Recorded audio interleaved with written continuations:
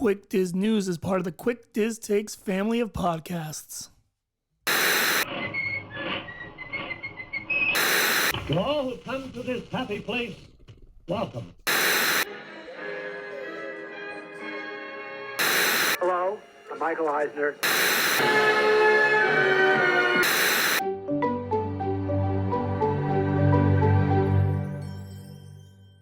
Oh boy!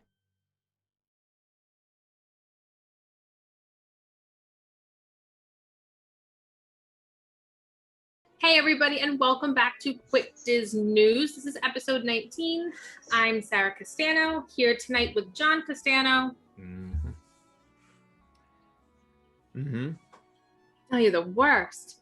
And we are actually going to do a little bit of a flip-flop of our formatting tonight and start with our Quick Diz updates first. So first thing up, the Bright Line railway line has been delayed.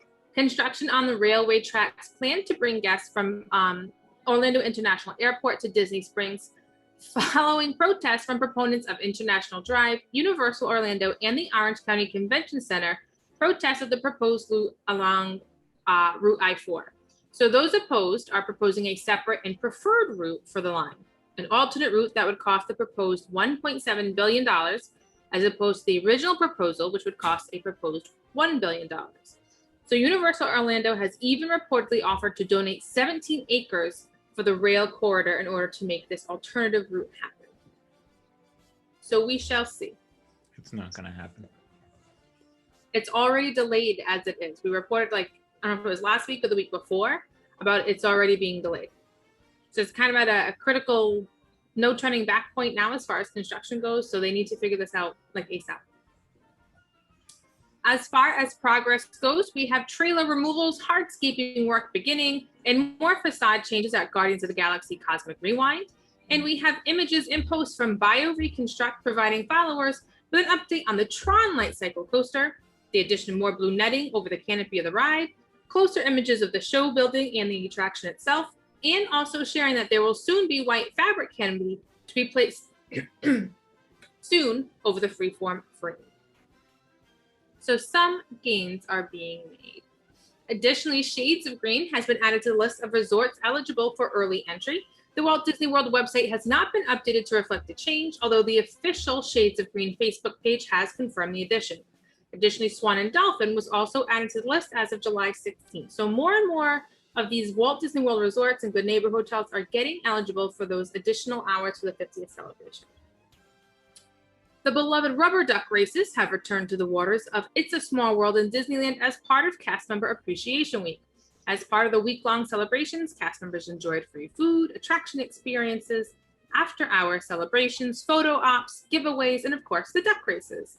So cast members could purchase one of the decorated rubber duckies for a $5 donation that benefited the goodwill of Orange County. I think I remember in the article that the winner of the duck race was actually a cast member from Galaxy's Edge Outpost. She decorated her duck. She cheated and used the Force. She may have, but those were not the ducks we were looking for. We were looking for hers. And last up on our Quick Diz updates, recently retired Imagineer extraordinaire Rhode has sent a few of his iconic earrings, along with some other treasured personal items, into outer space on a recent and historic flight into space on billionaire Richard Branson's flight. So Rhode took to Instagram, shared those images and some of the meaning behind that precious cargo that was on board for the flight. Sadly, no speculation this week for Quick Diz mentions. Sorry, Tim. It's a sad day indeed. But we do have lots of quick mentions to kind of get through. So Disney reports that many of their resorts are fully booked for October, which is no surprise knowing that's the date of their 50th anniversary celebration. They have made a comment that they will start releasing more rooms as they feel needed. But at this point, some resorts are fully booked, not all. It was just a thing on something. It was on one of the Facebook groups that they had, at least for resort guests, the park reservations had opened up because some people that were able to get Magic Kingdom at this week at some point for October 1st. I did see that too.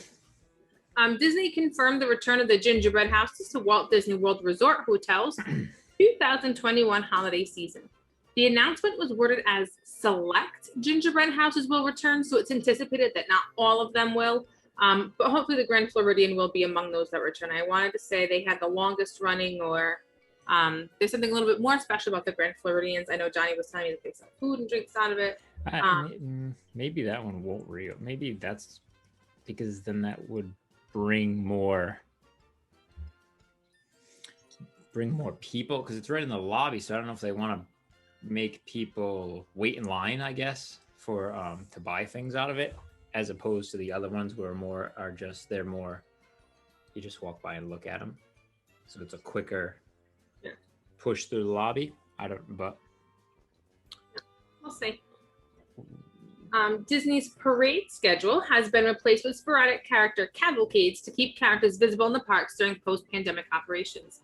On July 19th, Disney set up a regular schedule that's been available to guests on the My Disney Experience app. So when you take a look at the app and you look at wait times and attractions availabilities for show times, it does tell you what cavalcade and where it will be happening, as well as the time that it will be running through. Good. Disney's, go ahead. I just say good. I don't like parades. I'd rather have the cavalcades, because you see it coming, you stop, watch it, and then it's done. You don't have to, you don't have to find a spot an hour before the parade starts to sit in the heat. These are just, I don't know, unless they have parades more like that one, was it the Magic Happens one that was right before in Disneyland, like with more, what's the word, more like built up type floats, instead of like, the ones where the ones like that now with like what is it, like boxes, and then there's characters on the boxes waving at you. The ones in the one at Disneyland was, there was the Coco one, there was the Moana one. They were different and more spectacular, I guess would be like a better, like more elaborate, I guess, instead of just characters waving at you. It was brought the newer characters in. But I do think they should bring back at least the I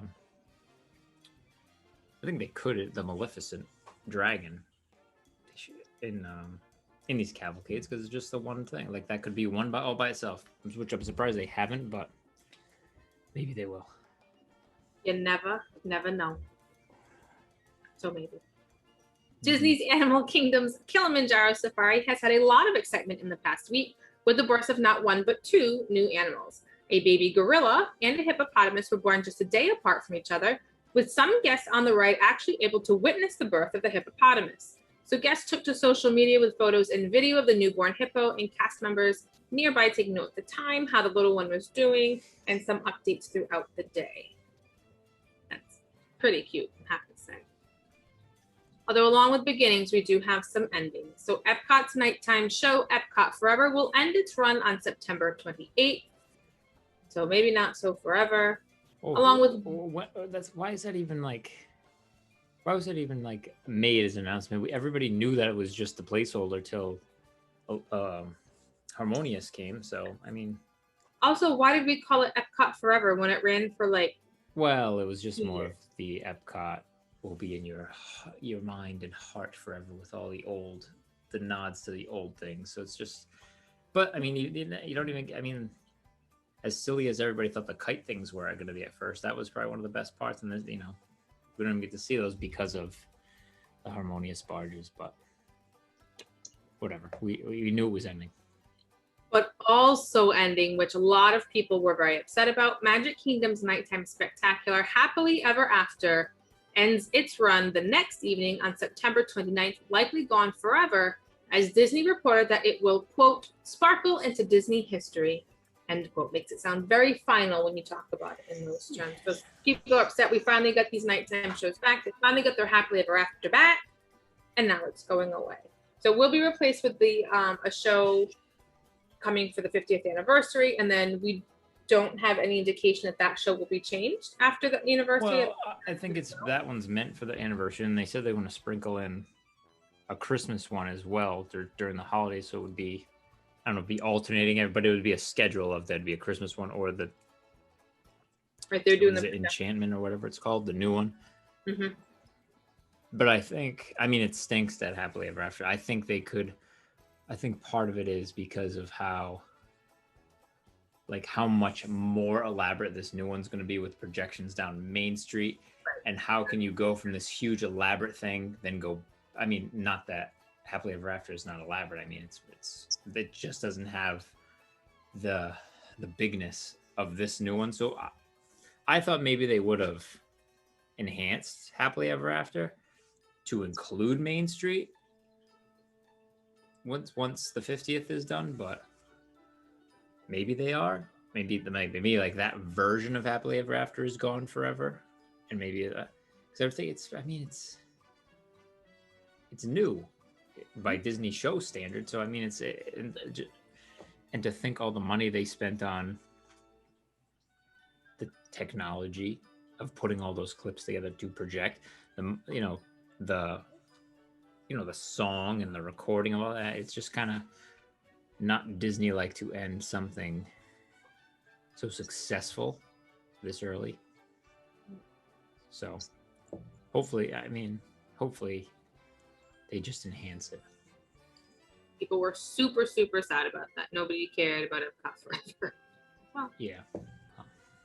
And then ending on a happy note, reopenings and return. So the Epcot monorail line did in fact reopen on the 18th as we reported, despite not being confirmed by Disney. So multiple maintenance crew members were seen on the premises throughout the day, ensuring that it ran smoothly. And they did share with guests that the bus bars were all replaced and the track was pressure washed.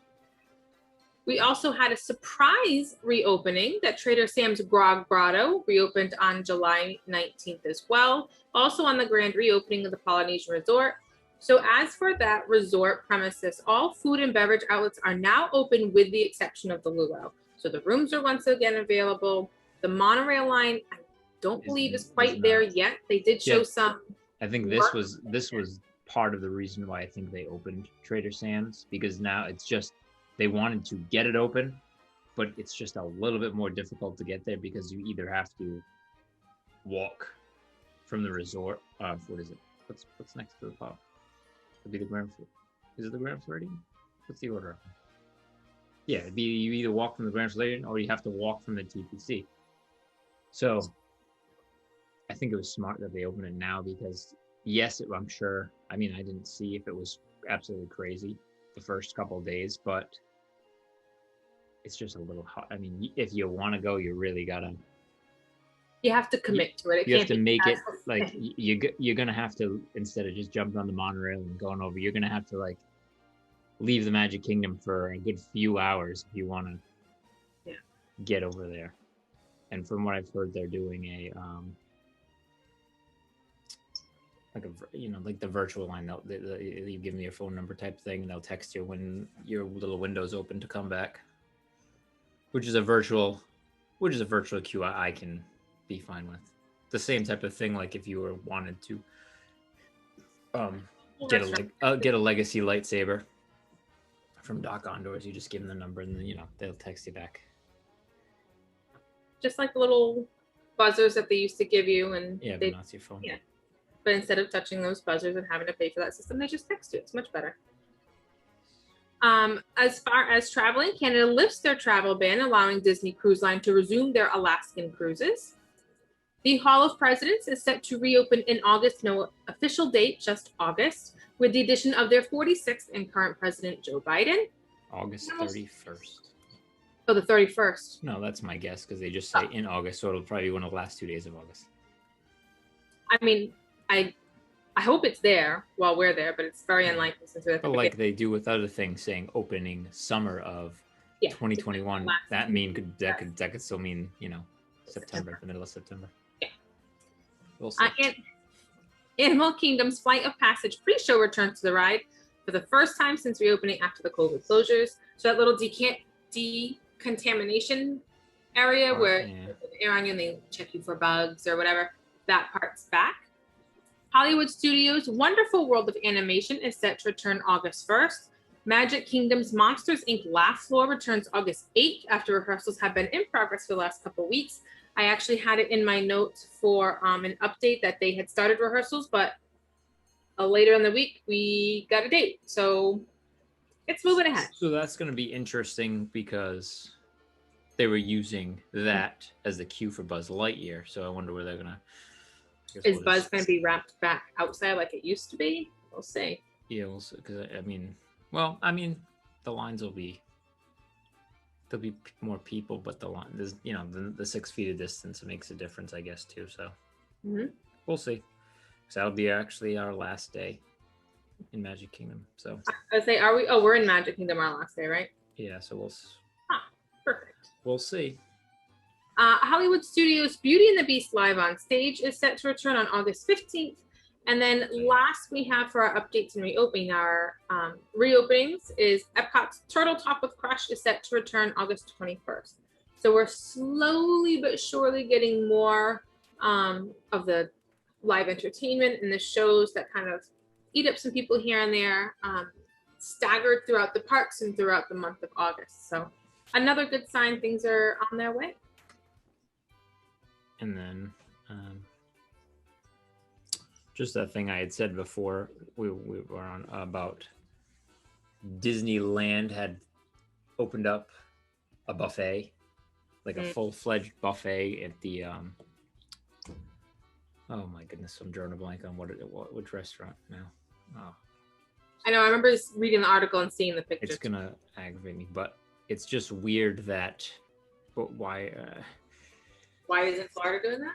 Yeah, why isn't Florida doing that? And I felt like, I don't know. I mean, not that I'm not going to complain about a buffet being open, but I just was assuming that it was a thing of the past just because of, even just because of its cleanliness of just, in general, just cleanliness of people not being, just with kids taking stuff and then just putting it back in the same bowl. You know what I mean? That type of thing. But I mean, I'm happy because I can get, the ice cream sundae for breakfast. But I'm just curious if Disney World is going to do it now, just because it seems like because I don't think Crystal Palace is not reopened for breakfast, which was always was pretty much, we do that every trip for breakfast. Get those 100-acre. I don't know. Has Hollywood and Vine open for breakfast? I don't know how many of the old character breakfasts, but buffets are reopening as family style. The Garden Grill obviously isn't, because Epcot doesn't open until 11. It's just interesting that making more money family style and there's less waste. Yeah, maybe, but it's just interesting that Disneyland is getting more of their just normal stuff back, as opposed to Disney World, even with just the parties and now this, and I don't know. It's just interesting that it's like two separate things when it's all the same company is, and how much earlier World opened than Land, and I don't know. Yeah, it's just interesting. Yeah, it's bothering me what the name of that restaurant was that opened up. Story? Is there a Story Tellers? Is that it? I'm just trying to think. I don't know. Let me see here. I'm looking at the list. It wasn't something that you hear of all the time, so it very well could be. Come on, I'm looking at the. Yes, it was Storytellers Cafe, and that's what it was. Oh, maybe. Oh, I didn't know. This is at the Grand Californian, so maybe that's a little different too, because it's at the Grand Californian. So it's at a resort. I mean, less traffic, maybe. But then Chef Mickey's at is at a resort. But I don't know. I guess we'll just. It's a waiting game. Yeah. I think part of that too also has to do with the leadership of, the governors and the numbers and that kind of stuff too. So, without trying to make it political, I think it's. But but California supposedly tightening up things in certain places. I don't know. A friend of mine who lives out there is an annual pass holder out at Disney. I don't know if she still is because of, those circumstances, but, she couldn't wait for Disneyland to reopen. She went all the time with her husband and her son. And she recently posted about how the governor is mandating masks again, indoors and outdoors, just out of safety, CDC recommendations, things like that. So I guess the variant is going pretty hard out there. But like we've seen in all the news reports and stuff, that it's a lot of the unvaccinated people who are kind of hitting hard with the Delta variant. So yeah, it's just, I don't know. It'll be an interesting It'll be an interesting rest of summer to see what happens, I guess. And then I don't know. Maybe really we're getting upset about these after hours things, and maybe by then, maybe they made it as bare bones as possible. So when they add stuff, they maybe will be able to add stuff. They're just giving us something like a placeholder in the meantime. Yeah, and they'll look like they're heroes for giving us extra magic for these parties when you're paying more. But we'll see. I guess we just wait and see. All I know is I'm counting down the days. I'm getting ready to pack things. Lots of self-restraint, not packing in January when I really wanted to. Yeah. Put stuff in a safe place and you can't find it. There's still plenty of time to pack. Yeah, you'll pack the day before. Hey. I'll have myself and the children packed. And then you'll go, oh, have you seen? It's fine. Everything's fine. All right, friends. That's all we have this week. A short week for you. Well, not a short week, but a short news episode for you. As always, like, share, and follow. We appreciate all your support. And we'll see you next week.